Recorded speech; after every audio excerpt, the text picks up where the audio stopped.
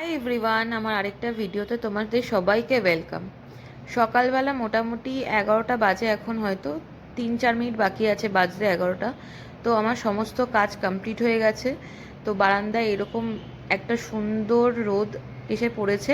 তার সাথে পাশের ফ্ল্যাটে না এরকম পায়রারা মাঝে মধ্যেই এসে থাকে আর কি। পাশের ফ্ল্যাটটা পুরো ফাঁকা, তার জন্য পায়রাদের থাকতেও খুব সুবিধা হয়। তো সকালবেলা যেহেতু কাজ হয়ে গেছে, সমস্ত কিছু পুজোর ঠাকুর দেওয়া হয়ে গেছে, সুদীপও অফিসে বেরিয়ে গেছে, আর তাড়াহুড়োর মধ্যে খাওয়া দাওয়া হয়নি, শুধু বাদাম কটা খেয়েছিলাম। তো এখন চা কফিটা খুব কমই খাই। তো একবারে ভাবলাম যে লুচি করে নিই, লুচি আর আলু পোস্ত। আগের দিন রাতে আলু পোস্ত বানিয়েছিলাম, আলাদা করে কোনো তরকারি বানাইনি, কারণ কিনা সকাল থেকেই বুঝতে পারছিলাম শরীরটা একটু খারাপ খারাপ করছে, মানে জ্বর জ্বর লাগছিল। তো মুখে না ভাত, এই সময় দেখবে ভাত টাত কিছু খেতে ইচ্ছা করে না। তো লুচি 4টে ভেজে নিয়েছিলাম, ওটা দিয়ে আমার দুপুরে খাওয়া হয়ে গেছে, কারণ আর কিছু খাইনি। তারপরে একটুখানি সবেদা ছিল, তো সবেদা খেয়েছিলাম।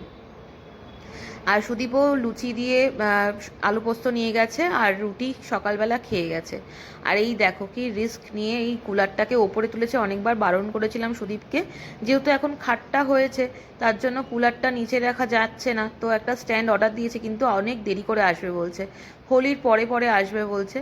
তো এই একটু হোলির জন্য লেটও হবে। তো ঠিক আছে, অর্ডার দিয়ে দিয়েছি। এরকম খুব রিস্ক নিয়ে ওরকম একটা 20 লিটারের কুলার তুলেছে। তো যাই হোক, তারপরে একটুখানি রেস্ট নিয়ে ক্লাউড কিচেনের জন্য চেক করছিলাম কি কি বানাতে হবে, আর কি কি আউট অফ স্টক হয়ে গেছে, যেগুলো বাজার থেকে আনতে হবে। তো সেগুলো চেক করে তারপরে দুপুরের রান্নাটা বসিয়ে দিই। দুপুর বলতে ওই 3টে 3:30 নাগাদ রাতের রান্নাটা করে নিচ্ছি, আর পরের দিনের রান্নাটাও করে নিচ্ছি। এগ চিকেন তড়কা বানিয়েছি। এই ভিডিওটা আমি আলাদা করে রেসিপিটা শেয়ার করেছি ইনস্টাগ্রামে, আর এফবিতেও শেয়ার করেছি, তোমাদের ডিটেলস লাগলে ওখান থেকে দেখে নিও। তো বেশ ভালো হয়েছিল, একটু ধাবা স্টাইলে একটু ঝাল ঝাল করে করেছিলাম। বেশ ভালো হয়েছিল খেতে, রুটি পরোটা লুচি সবার সাথেই খাওয়া যায়। আর অনেক দিন পরে বানালাম, কারণ কিনা কলাইটা কখন যে নষ্ট হয়ে যাবে। প্রায় 1.5 মাস আগে কেনা ছিল, অল্পই ছিল, অনেকটাই ইউজ হয়ে গেছিলো। এইটা শেষ করে মানে আমি নিশ্চিন্ত, কারণ থাকলে না বেশি দিন থাকলে পোকা টোকা ধরে যায়। যতই তেজপাতা রেখে দিই না কেন, লবঙ্গ রেখে দিই না কেন, অসুবিধা হয় পরে ইউজ করতে গেলে, অনেক দেরি হয়ে গেলে। তো এত ভালো হয়েছিল খেতে।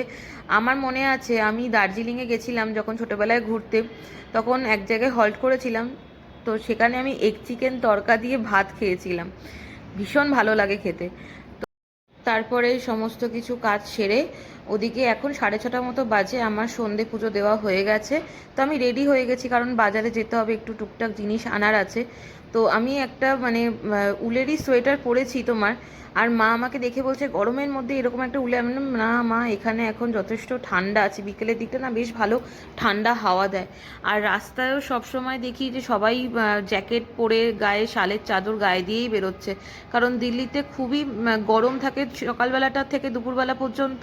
তারপরে আবার বিকেলবেলা থেকে আবার রাত্রেবেলা পর্যন্ত খুবই ঠান্ডা থাকে। তাও কুলারটা চালাতে হয় দিনের বেলার জন্য, রাতেরবেলা পাখা চালিয়ে নিলেও হয়ে যায়।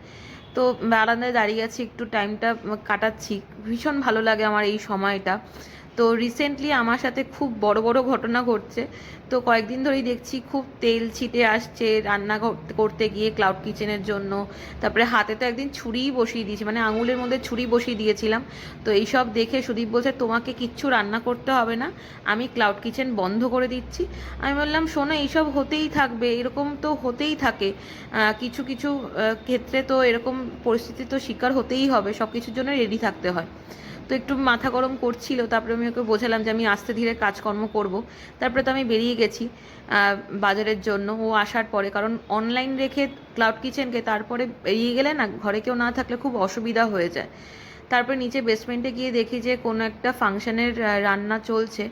তো পরে দেখলাম যে 4th ফ্লোরে একটা বাচ্চার জন্মদিন আছে, তো সেটারই প্রিপারেশান নিচ্ছে তারা। তারপরে কখন যে ভিডিওটা বন্ধ হয়ে গেছে না, আমি টেরই পাইনি। আমি ভেবেছিলাম যে বাইরে গিয়ে একটু শ্যুট করব, আমার লোকাল এরিয়াটা একটু দেখাবো তোমাদের, বাজার টাজার কোথায় বসে, কিন্তু আমার খেয়ালই নেই আর ভিডিওটা অন করব বা বন্ধ হয়ে গেছে কখন। যাই হোক, তারপরে এই লিফটে উঠে দেখছি আবার ফেরত আসার সময় যে ভিডিওটা বন্ধই হয়ে গেছিলো। তো চলে এসেছি বাজার নিয়েও, একটু শশা তো ভালো পাওয়াই যায় এখন, বেশ ভালো ছোট ছোট কচি শশা এনেছি। তারপরে টুকটাক একটু দুধ দই এসবের দরকার ছিল। আমি একটু দইটা খাওয়া প্রেফার করি, মানে প্রত্যেক দিনই প্রায় দই খাই, আর সেটা বাড়িতে পাতা দই খাই। তো মাঝে মধ্যে না ছাঁচটা একটু চেঞ্জ করে দিই, মানে অনেক দিন পুরনো হয়ে গেলে ছাঁচটা ঠিক করে দইটা পড়ে না। তো যাই হোক, তারপরে আমাদের খেতে খেতে মোটামুটি 8টা 8:30 বেজে গেছে, কারণ আমি তাড়াতাড়ি করে ডিনারটা রেডি করে নিয়েছি। ওইটা ও বললো মোমো খাবে, আর আমিও ভাবলাম যে ভাত খেয়ে কাজ নেই আজকে আর, আর তড়কা করা হয়েছে, আমি আর পরোটা রুটি কিছুই বানাইনি, তো মোমো করে নিলাম। তো মোমোটা খেতে বেশ ভালোও লাগছিলো। মোটামুটি 8:30টার মধ্যে ডিনার কমপ্লিট হয়ে গেছিলো। তো এত শরীরটা খারাপ লাগছিল আর ভীষণ উইক লাগছিল, আর মাথাটাও খুব ধরেছিল, আর আমার সিচুয়েশান দেখে সুদীপও ভয় পেয়ে গেছিলো, আর আমি ওকে না চট করে এসব জানাতে চাই না। তারপরে আমাকে একটু স্ট্রেস আউট করার জন্য কয়েকটা পুরোনো দিনের গান চালিয়েছিল, আর বলছিল ওর ছোটোবেলাকার গল্পগুলো, যে মানি ও কীভাবে এই গানগুলো শুনতো বাড়িতে থাকলে। আর আমার শ্বশুরমশাই যিনি আছেন তিনি ক্যাসেট আনতেন, ছোটোবেলায় তো ক্যাসেট পাওয়া যেত, আমাদের ছোটোবেলাকার কথা বলছি। তো সেই ক্যাসেট এনে এনে গান শুনতেন, তো সেই সব কথা হচ্ছিল, আমি যে কখন ঘুমিয়ে পড়েছি এই গান শুনতে শুনতে। তো পরের দিন সকালবেলা উঠে যখন মানে অনেকটাই ভালো লাগছিল শরীরটা, তারপরে বলছে তুমি ঘুমিয়ে পড়েছো, আমি আর তোমাকে ডাকিনি। তো এইভাবেই গান শুনতে শুনতেও হঠাৎ করে ঘুমিয়ে পড়েছিলাম, কারণ শরীরটা খুবই খারাপ লাগছিল। আর এই ওয়েদার চেঞ্জের জন্য না মাঝে মধ্যেই শরীরটা বেশ খারাপ হচ্ছে, আমারও হচ্ছে, সুদীপেরও হচ্ছে। মাঝখানে সুদীপেরও শরীরটা বেশ খারাপ হয়েছিল। আর এই সময় না রসুন তেলটা খুব কাজে দেয়, রসুন তেল, গরম রসুন তেল করে মেখে শুয়েছিলাম। তোমাদের ভিডিওটা ভালো লাগলে অবশ্যই লাইক করো, কমেন্ট করো, চ্যানেলটাকে সাবস্ক্রাইব করো। ওকে, বাই।